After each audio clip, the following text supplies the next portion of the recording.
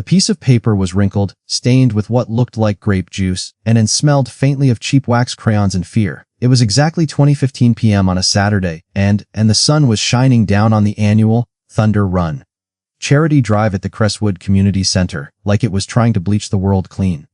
But as I looked down at the drawing trembling in the small, dirt-stained hand of a 6-year-old girl, the sunshine felt like a lie. I was standing next to my road king, and handing out teddy bears to a line of excited kids, the air filled with the smell of barbecue smoke and the sound of laughter. It was supposed to be a good day, and it was supposed to be the one day a year where the Hells Angels could just be honkles on bikes, instead of the outlaws the news warned people about. But then, and she tugged on my leather chaps, she couldn't have been more than 6.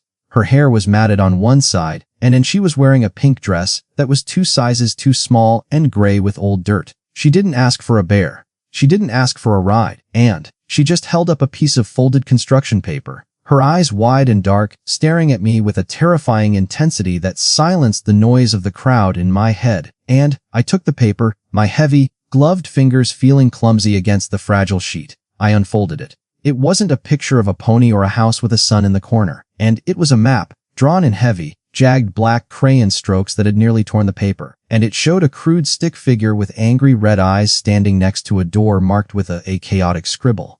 And underneath, in letters that were shaky but unmistakable, and she had written 3 words that turned the blood in my veins to ice, Ambadman per stallars. If this little girl's silent cry for help is already gripping your heart, and stop for a second and drop a comment saying PRTCTHENOT below. Let's show the world that we never ignore the signs, no matter how small they are. And I looked from the paper back to the girl. Her name, I would later learn, was Lily. She didn't say a word, and she just pointed a shaking finger toward the main building of the community center, specifically toward the heavy steel door that led to the maintenance basement and a place that was supposed to be locked on weekends.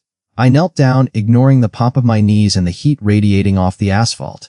The festive music and the laughter of the other children, the roar of engines arriving, it all faded into a dull buzz. Lily, I whispered, keeping my voice low so I wouldn't spook her. And, ooh, is the bad man? Did he hurt you? She didn't speak. She just pulled down the collar of her dress a fraction of an inch. I saw it then. A bruise, and not a playground scrape, but the distinct purple imprint of a thumb right on her collarbone. It was fresh. It was angry, and it was the mark of a predator who thought he could hide in the chaos of a charity event. She leaned in close, smelling of unwashed clothes and terror, and whispered, "And he's in the basement. He has my brother. He said if I told, he would put me in the box too." The rage that hit me wasn't the hot, explosive kind that leads to bar fights, and it was the cold, calculated, lethal kind that ends wars. This wasn't just a predator. This was a monster operating right under our noses and using the noise of our own charity event as cover to hurt children. I looked at the basement door she had drawn.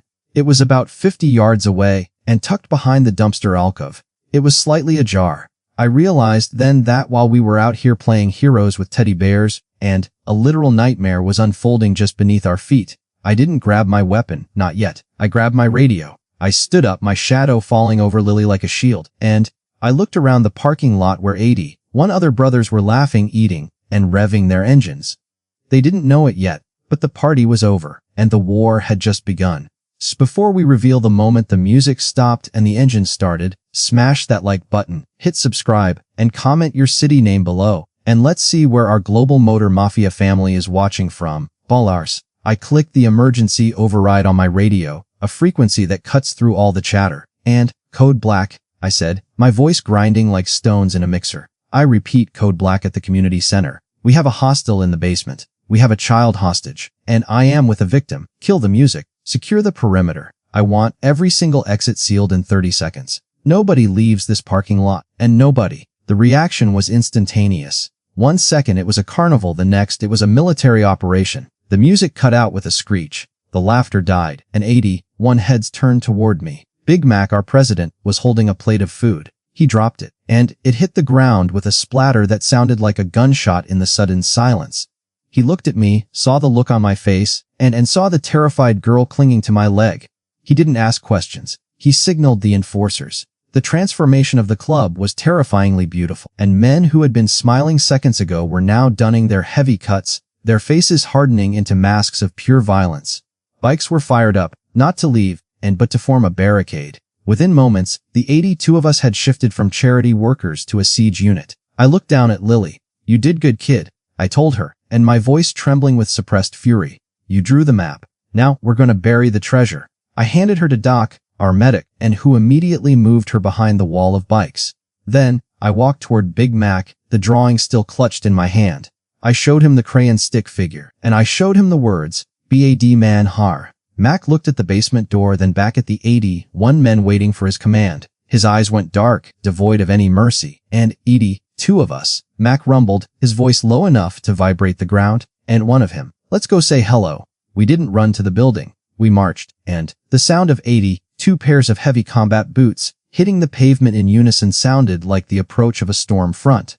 Parents were pulling their children back, and sensing the shift in the air, realizing that the nice bikers had just found something that required them to be the scary bikers again, and we reached the heavy steel door of the basement. It was rusted, stained with years of neglect. I could hear faint sounds coming from inside, a muffled thud, a stifled cry, and it was the sound of a childhood being stolen. Big Mac looked at me. "Kit," he said. I didn't hesitate. I channeled every ounce of rage and every memory of every victim I'd ever seen, and I drove the heel of my boot into the lock mechanism.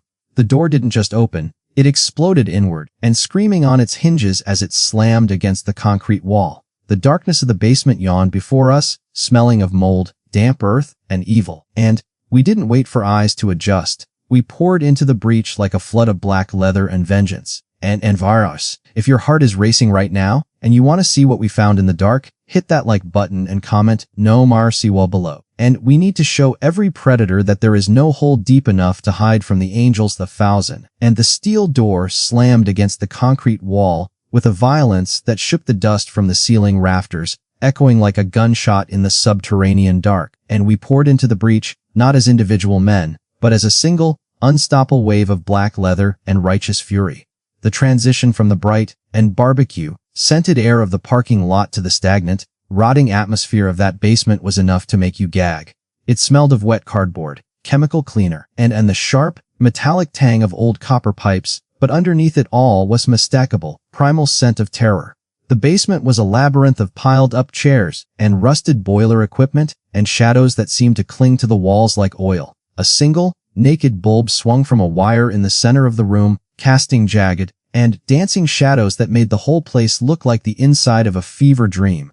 I was the second man through the door, right behind Big Mac, and my boots crunched on broken glass as I scanned the room, my heart hammering a rhythm of pure combat. And then, we saw him. He wasn't some shadowy monster from a movie, and he was a man in a gray maintenance uniform, a guy we had probably walked past a dozen times that day while setting up tables. He was standing near a large and wooden shipping crate in the far corner, his hand frozen on the latch. He looked up, his eyes wide and watery, and blinking against the sudden intrusion of 82 angry gods. For a second he didn't understand what was happening. He saw the death's head, patches, the heavy chains, and the sheer mass of humanity flooding his sanctuary, and his brain simply short-circuited. He dropped the padlock he was holding, and it hit the concrete with a dull clank that sounded like the final nail in his coffin. And a sex, if your heart is racing right now, and you want to see this predator get exactly what he deserves, hit that like button and comment "Omo Marcy" below. And let's show the world that there is no hole deep enough to hide from the angels. "Don't move," Big Mac said. He didn't shout, he didn't have to. His voice was a low and subterranean rumble that seemed to come from the walls themselves. It was the voice of judgment. The man, whose nameplate read Gary, took a shaky step back, and his hands trembling as he raised them halfway. I was just cleaning up," he stammered, his voice pitching high with panic. I was just looking for supplies, and I didn't listen to his lies. I was looking at the crate, the box Lily had whispered about. It was a heavy wooden chest, likely used for storing gym equipment, but someone had drilled crude air holes into the side. From inside, I heard a sound that tore my soul in half, a muffled, terrified whimper, and followed by the scratching of small fingernails against wood. That sound broke the last tether of restraint in the room. I didn't wait for Mac's order. I lunged forward, and, closing the 20 feet between me and the crate in 2 seconds. Gary tried to step in my way, perhaps out of instinct, or perhaps out of sheer stupidity, but he was met by an avalanche. I didn't hit him, I didn't have to. Tank and Slim, two of our biggest enforcers, hit him from the side like a freight train, and they slammed him against the cinder block wall with enough force to crack the plaster. They didn't strike him, not yet. They pinned him there, and their forearms pressing against his throat, lifting him until his toes dangled inches off the dirty floor. He was gasping for air and staring into the eyes of men who would have happily torn him apart with their bare hands if given the nod. I dropped to my knees in front of the crate. "Hey," I whispered, and my voice trembling as I fumbled with the latch. "It's okay. The bad man can't hurt you anymore. We're getting you out." The latch was jammed with rust and grime, and I pulled at it, the metal biting into my gloves, but it wouldn't budge. "Crowbar," I yelled over my shoulder. Before the word had even left my mouth, and a tool was pressed into my hand by a brother behind me, I jammed the iron claw under the lid and heaved with everything I had. The wood groaned, splintered, and then popped open with a screech. Before we reveal the moment that hit the darkness, smash that like button, hit subscribe, and comment, Ase Chihulwan. Your engagement helps us spread the word that we are always watching. Inside, and curled into a ball so tight he looked like a bundle of rags, was a boy. He was maybe 7 years old, Lily's brother. His face was streaked with tears and grime, and his eyes were squeezed shut against the sudden light. He was shaking so hard the crate vibrated against my knees. He was holding a small and broken flashlight that had long since died. "It's okay, buddy," I said, my voice thick with emotion. "I'm Jax. Your sister sent us, and Lily sent the army." At the sound of his sister's name, his eyes snapped open. He looked at me, then past me at the wall of bikers filling the room. He didn't see monsters, and he saw giants. He reached up, his small arms shaking, and I lifted him out of that box. He clung to me, burying his face in my leather vest, smelling of sweat and fear, and I held him tight, feeling the smallness of his bones against my chest, and I made a silent vow that anyone who ever touched this kid again would have to go through me first.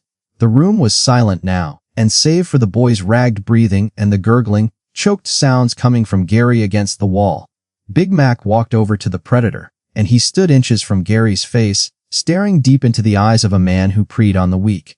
Mac reached out and ripped the staff badge off Gary's shirt and tossing it onto the wet floor. "You like putting kids in boxes, Gary?" Mac asked, his voice deceptively calm. "You like the dark, and you like it when people can't hear you scream?"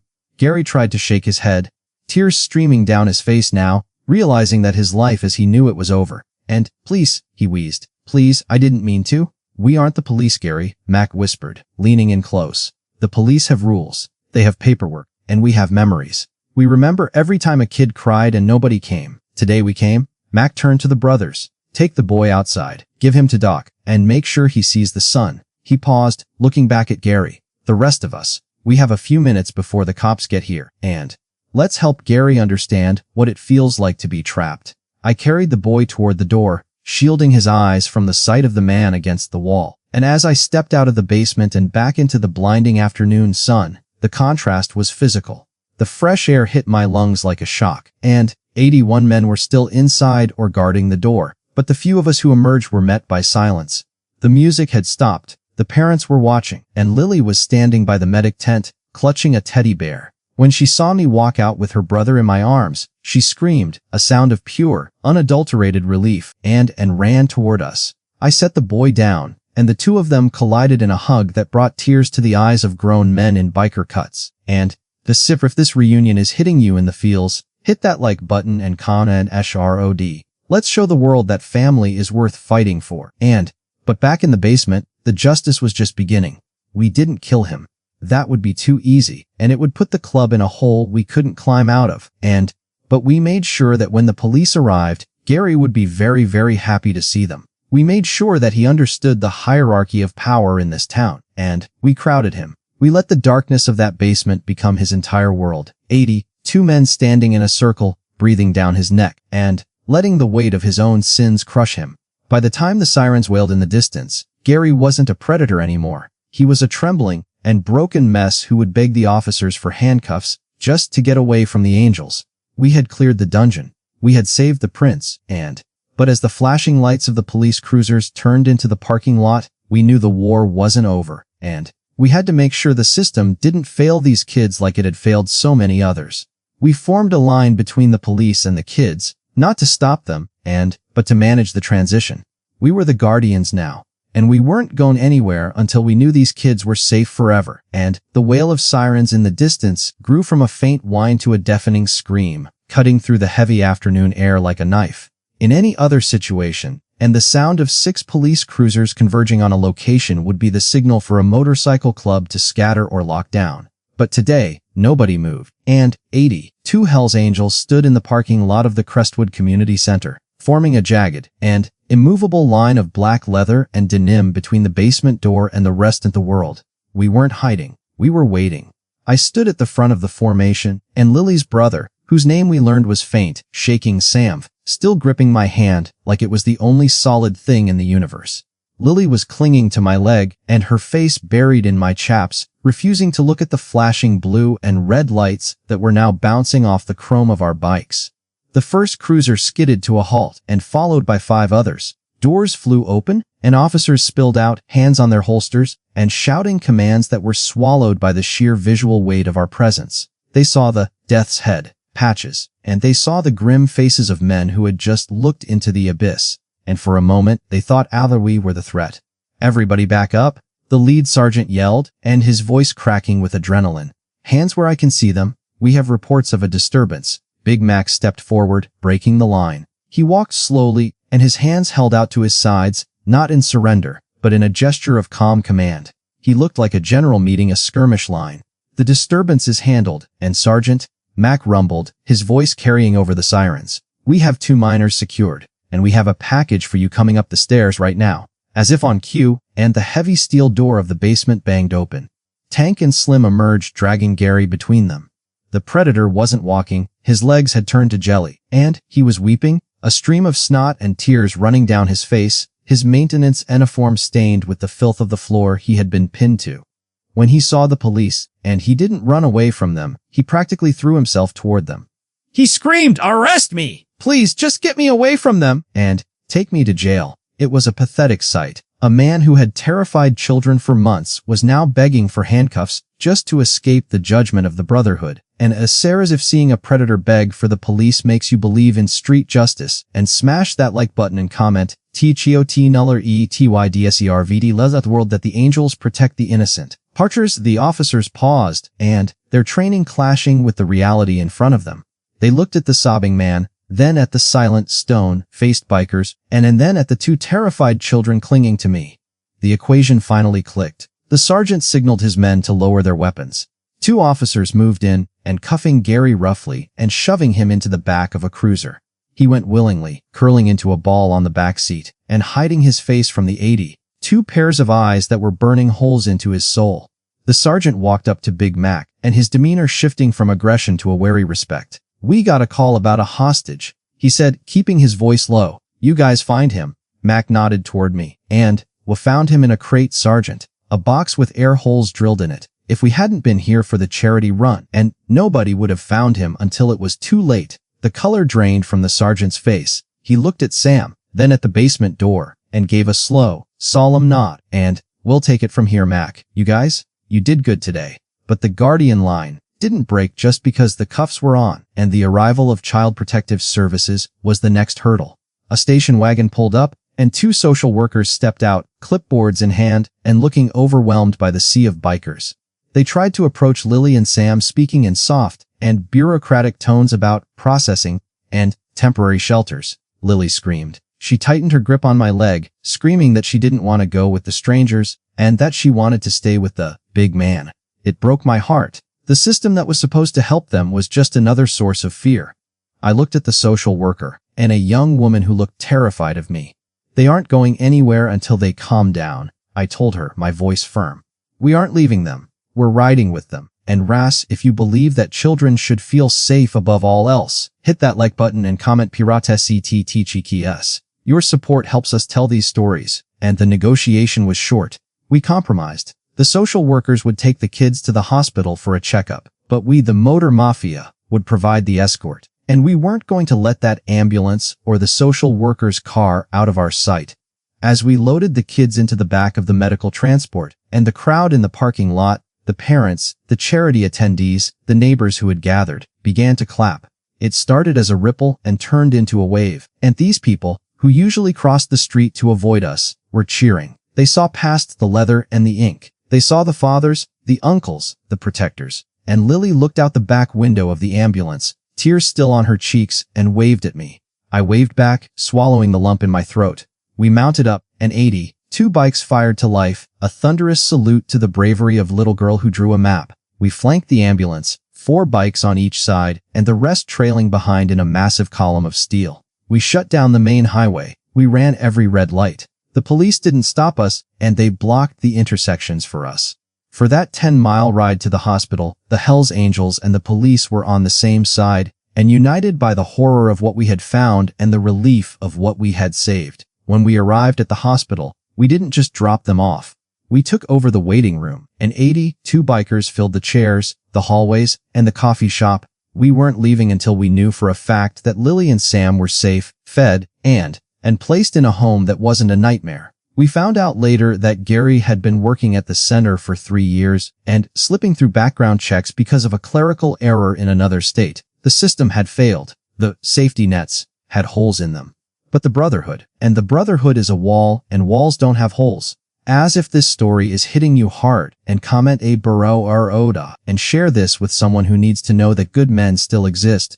We ride for the voiceless as the sun began to set and casting long orange shadows across the hospital parking lot. A doctor came out to talk to us. He told us the kids were malnourished and dehydrated, but they were going to be okay physically. The mental scars would take longer to heal, but they were survivors. And he told us that Sam hadn't let go of the teddy bear one of the brothers had given him in the ambulance.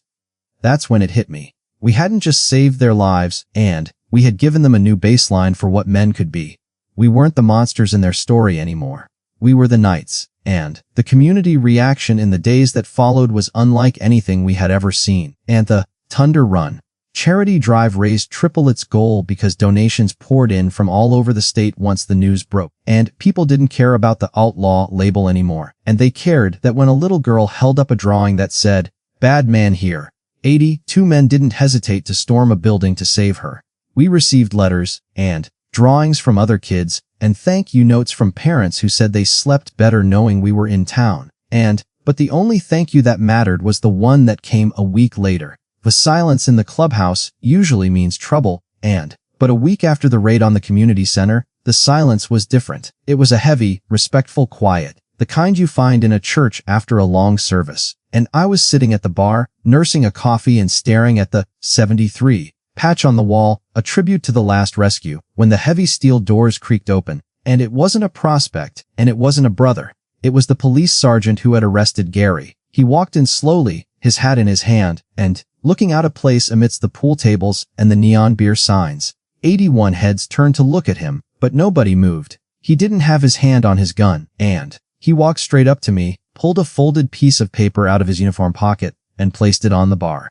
"The social worker asked me to bring this to you," he said, and his voice gruff but respectful. "She said Lily wouldn't go to sleep until she knew the big man got her message."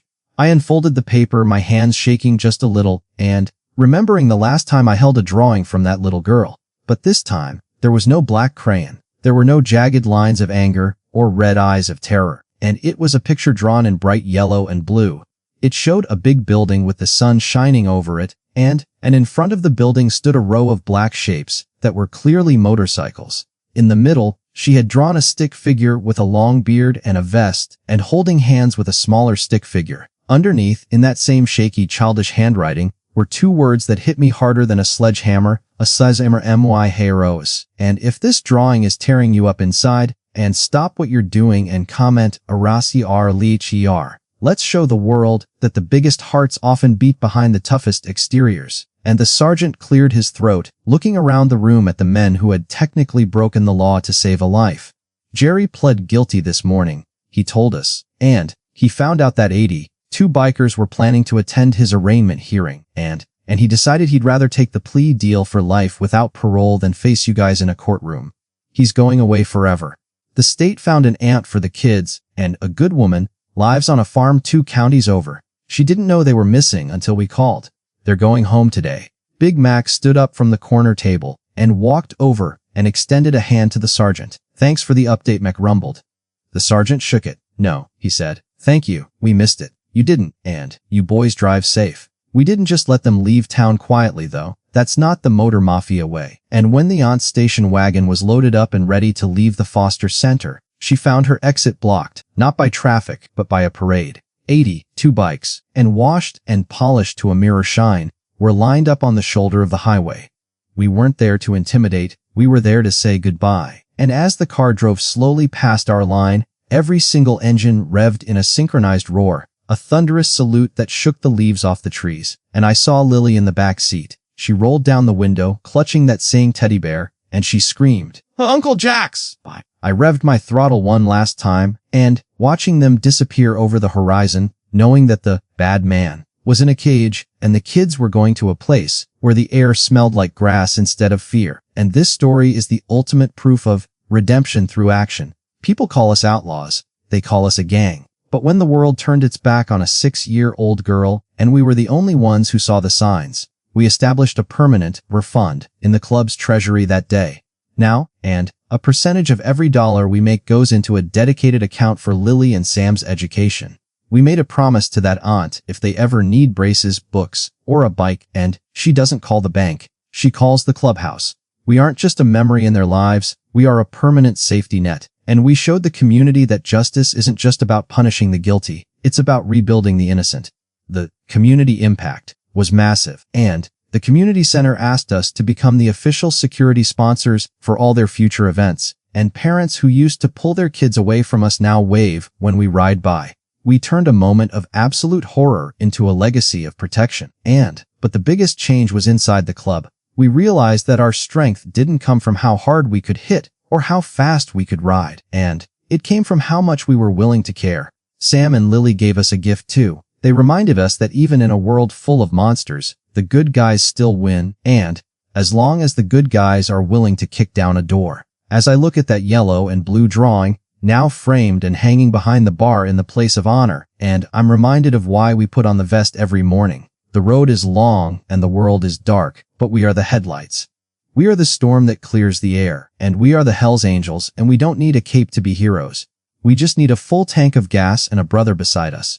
If this story moved you, and if it made you hug your kids a little tighter or believe a little more in humanity, hit that subscribe button, smash the like, and share this video so the algorithm knows that people want to see justice served. Which part of Lily's story will stick with you? The map, the basement, or the goodbye? And comment below and let's talk about it. And remember, if you ever see a sign, whether it's a bruise, a whisper, or a drawing, don't look away. Be the storm. And because you never know when you might be the only angel someone has left.